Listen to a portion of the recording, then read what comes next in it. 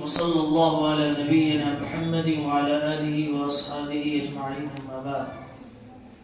قال الله تعالى: يا أيها الذين آمنوا لا ترفعوا أصواتكم فوق صوت النبي ولا تجهروا له بالقول كجهر بعضكم لبعض أن تحبط أعمالكم وأنتم لا تشعرون.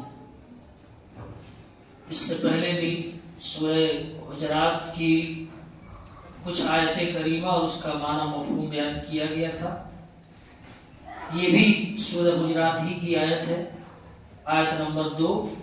اللہ تعالیٰ نے اس آیت کے اندر ایک بڑی بنیادی بات کا ذکر کیا ہے، یا یوں کہیے کہ اس چیز کو ہم بہت ہلکا سمجھتے ہیں، حالانکہ وہ ایمان کو برباد کر دینے والا عمل ہے.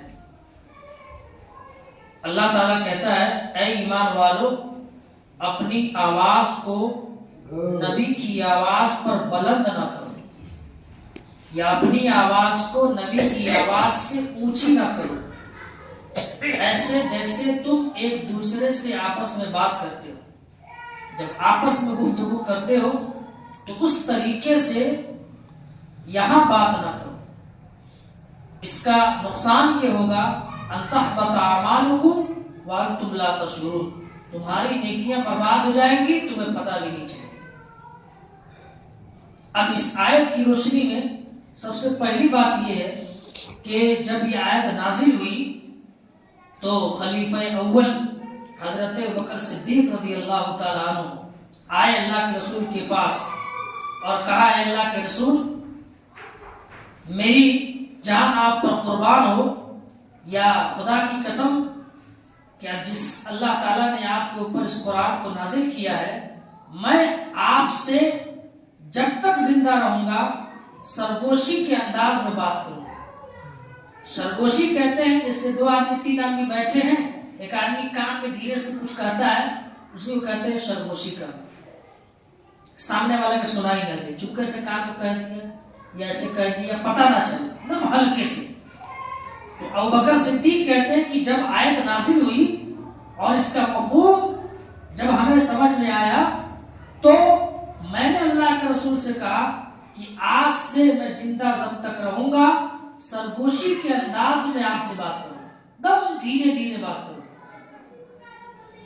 اس کے بعد ایک صحابی ہیں ثابت بن قیس، ان کے بارے میں آتا ہے کہ ان کی آواز بڑی زوردار تھی، بڑی تیز تھی، لاؤڈ.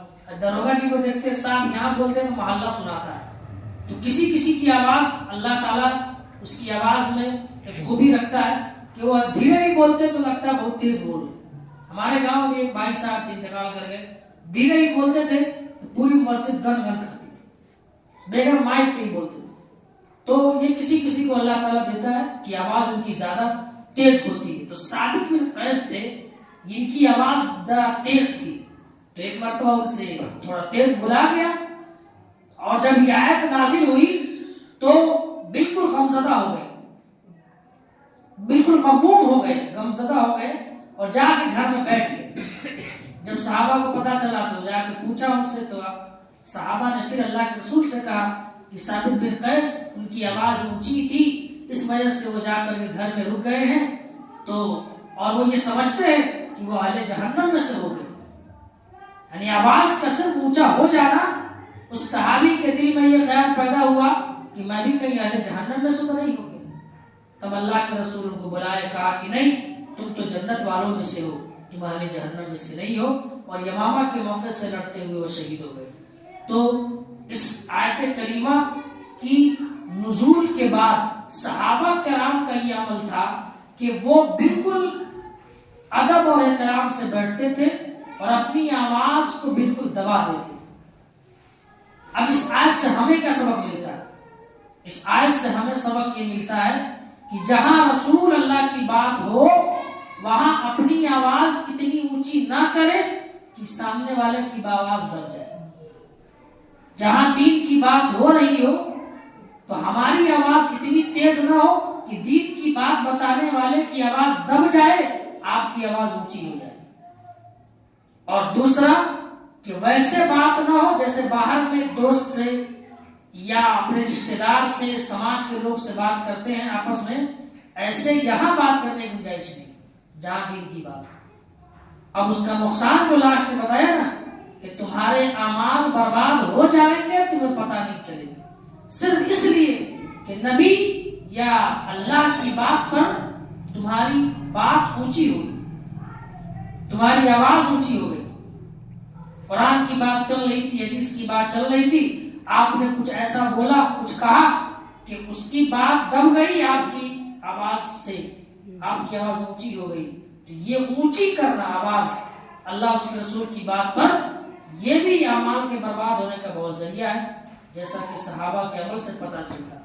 تو میرے بھائیو، خلاصہ کلام یہ ہے کہ کہیں بھی کسی بھی صورت جہاں دین کی محفل ہو، اب ظاہر سی بات ہے نبی کا دور نہیں ہے، صحابہ کا دور نہیں ہے، تو اس سے یہی مسئلہ نکلتا ہے کہ جہاں ان کی بات ہو، جہاں اللہ کی بات ہو، وہاں ادب سے، احترام سے بیٹھنا چاہیے، اور اگر بولنے کی ضرورت پیش آئے تو بالکل ادب کے ساتھ نرم لہجے میں آرام سے بولنا چاہیے۔ تیز بولنے سے ہمارے اعمال برباد ہو سکتے ہیں۔ اللہ تعالیٰ سے دعا ہے اللہ ہم سب کو کہنے سننے سے زیادہ عمل کی توفیق عطا فرمائے۔ آمین۔